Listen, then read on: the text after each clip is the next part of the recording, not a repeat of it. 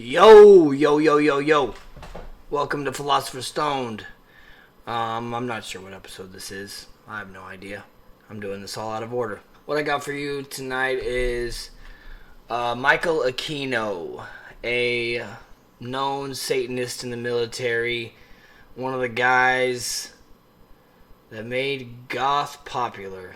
Yeah, I'm doing this episode because this dude, there's so many connections with him and all of this Finders Cult shit and the Franklin cover-up, which I'm going to do a whole episode on. So basically this is just to kick the door in on the series of ritual abuse, satanic ritual abuse, if that's what you want to call it. Alright, Michael Aquino was born 1946 in San Francisco, got his bachelor's and his PhD in political science from the University of California. So in the Army, he was lieutenant colonel. He was a military intelligence officer who specialized in psychological warfare. In an interview, he says it was better to win with intelligence than violence. In 1969, he joined Anton LaVey's Church of Satan, rapidly rose through the ranks. By 1970, he was serving in Vietnam, which is where he wrote the Diablicon, where he expressed his feelings of straying away from the Church of Satan. He was also a part of the operation called the Phoenix Project, which was some real mind war shit. By 1971, he was LaVey's right-hand man, also on the governing council of 9, ordained a high priest, had his own little group. In 1973, he attained the rank Magister Templi of 4 degrees. In June 1975, he left the Church of Satan because LaVey felt like the rules and structure could be malleable, but Aquino felt like the priesthood wasn't to be changed. Aquino was like, nah, we need to keep the shit tight. No outsiders. No fucking normies. But LaVey was like, let him in. Alright, then we have Satanism.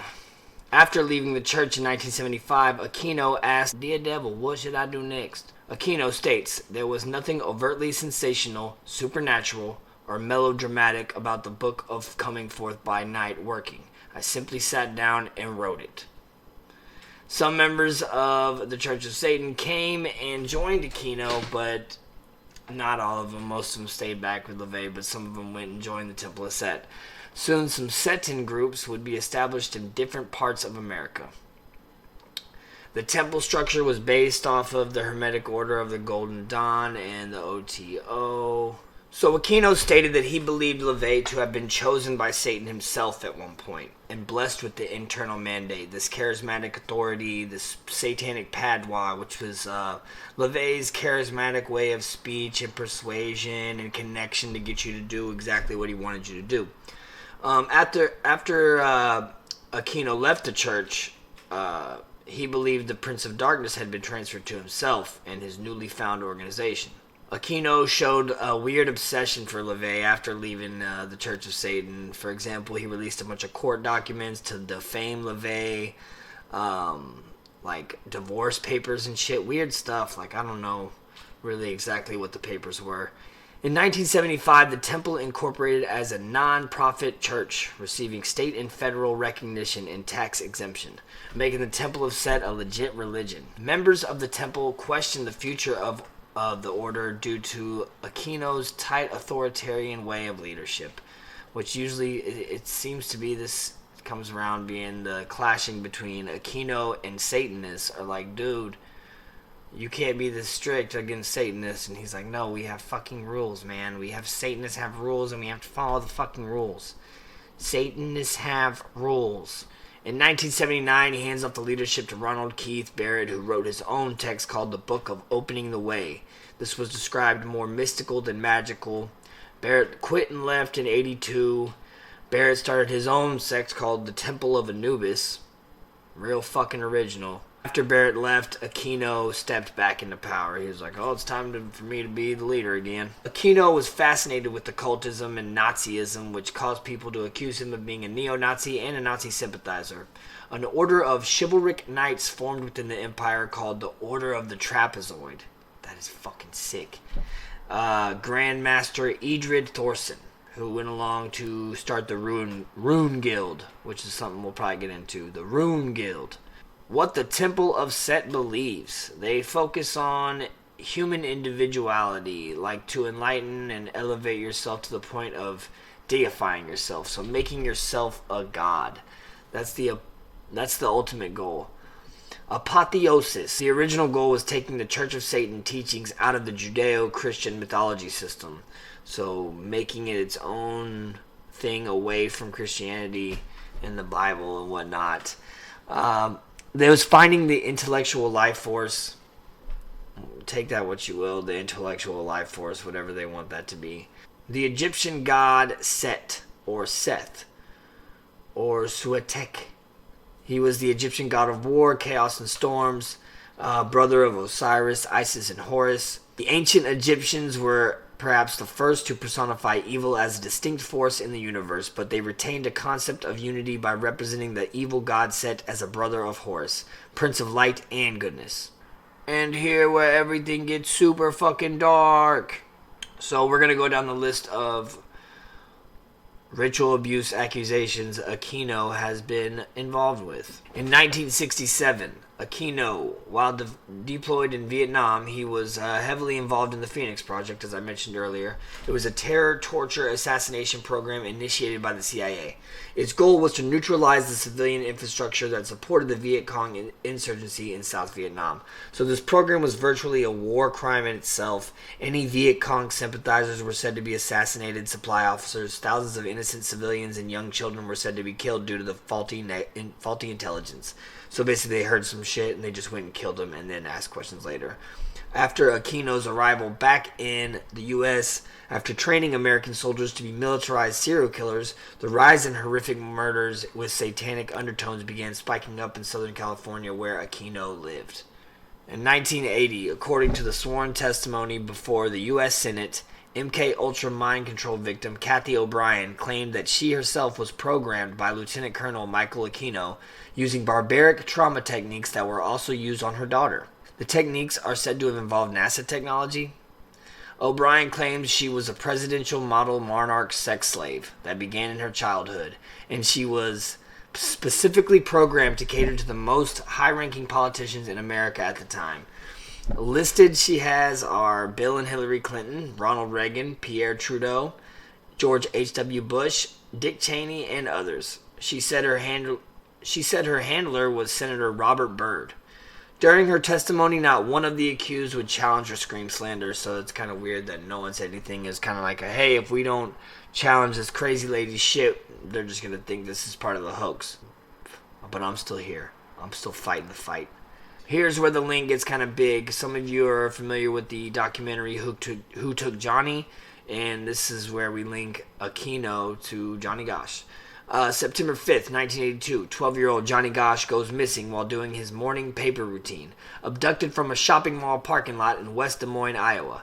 Never to be found, no body, and the family, I guess, hires private investigator Ted Gunderson, which is a guy I do want to do an episode on because his name comes up time and time again in these satanic cases, and he's kind of like a PI super cop dude.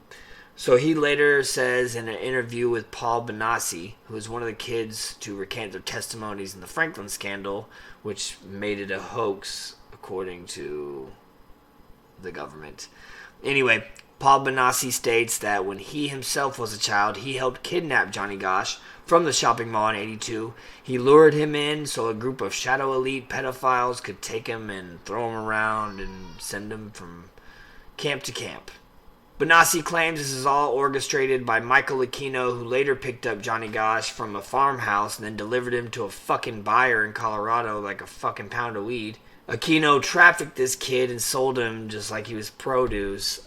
These kids were just tossed around to high-ranking politicians around this time, and I mean, still to this day, they're still doing it with the Epstein shit. Eyes wide shut. In 1985, allegations of ritual abuse happening at the Jubilee Daycare Center at Fort Bragg, a military base. Who would have thought? The allegations erupted when several children reported they were being sexually abused by a number of people at the daycare center and several other locations, including at least 2 churches. Aquino was then identified as being present at one of those churches. No charges ever filed. And then in 86, the Presidio Child Development Center in San Francisco, Within 1 year, 60 victims had been identified between the ages of 3 and 7. Victims told stories of being taken to private homes and abused there, and 3 of those homes mentioned were confirmed to be Aquino's.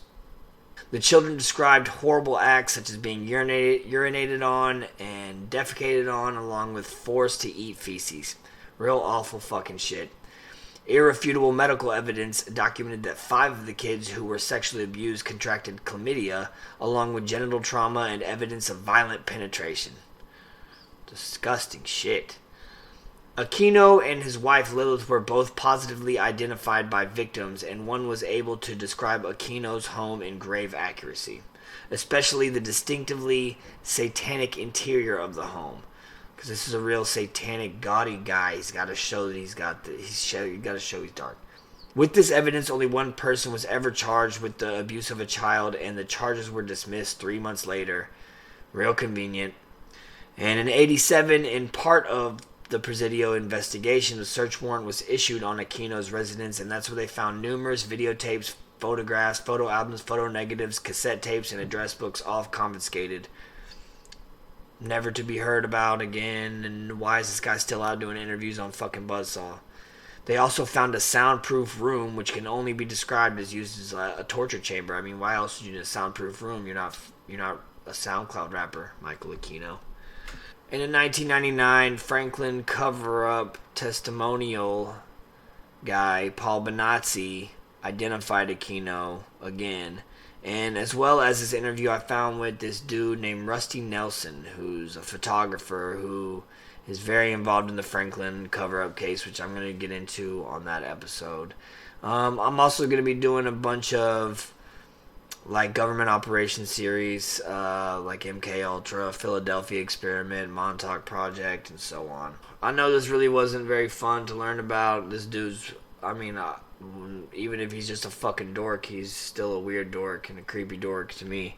So, I'm sorry if this was a downer, weird episode, but I gotta do the links with the Finders Cult and Epstein and the Franklin cover-up and all the other ritual abuse cases that I'm going to cover. That is it. Thank you for watching. This is Philosopher Stoned.